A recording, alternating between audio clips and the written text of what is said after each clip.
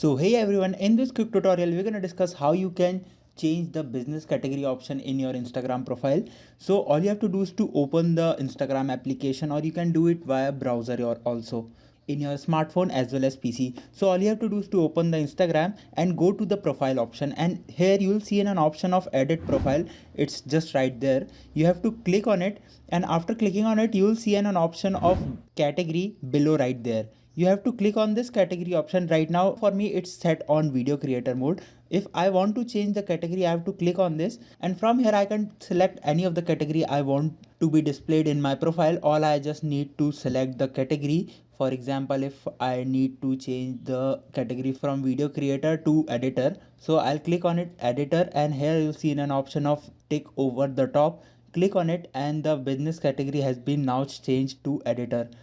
You can see once my profile is updated, it's written editor over here. So in this way you can update the business category on your Instagram profile. So that's a very quick and helpful tutorial for you. I hope it would be helpful for you. Make sure to hit the like button and subscribe button for more such helpful tutorials.